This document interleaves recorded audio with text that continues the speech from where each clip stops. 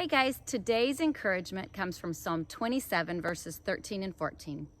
It says, I had fainted unless I had believed to see the goodness of the Lord in the land of the living. Wait on the Lord, be of good courage, and he shall strengthen your heart. Wait, I say, on the Lord. That first part says, I had fainted or lost hope or had no hope unless I had believed to see the goodness of God.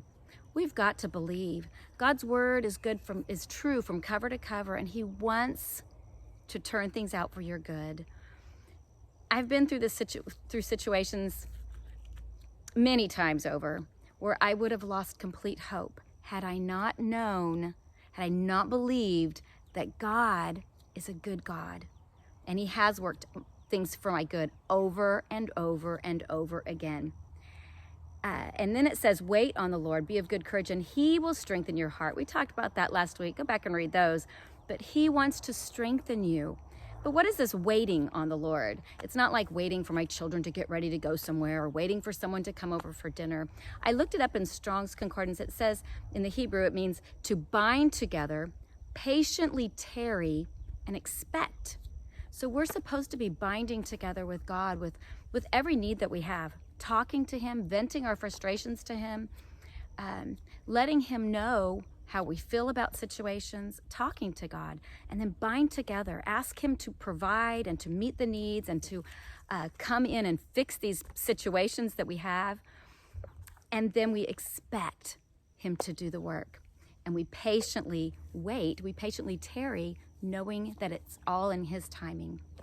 Today, I'm out here by this beehive for a purpose, because I have this empty beehive, but years ago I had another beehive where the bees had, left the building, and I had read up on trying to lure them back in with lemongrass oil, and that's what I've done to this one. I've dropped a few drops of lemongrass oil in there, and now I'm going to wait patiently, tarry. I've done my part, and now I'm going to expect some bees to come. I did this before, and it worked. Of course, I prayed over it too, but the bees came back. And when we want something to happen, when we need an outcome, I need some honey, so I did my part.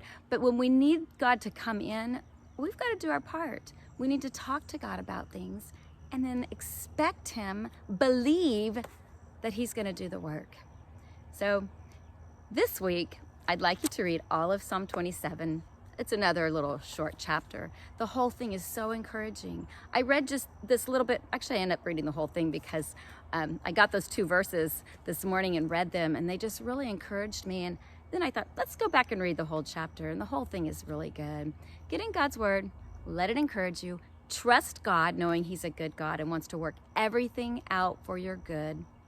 And then patiently wait, tarry, and expect God to do the work that only he can do sometimes. We need to do our part, but then let God come in and behind the scenes do what only he can do.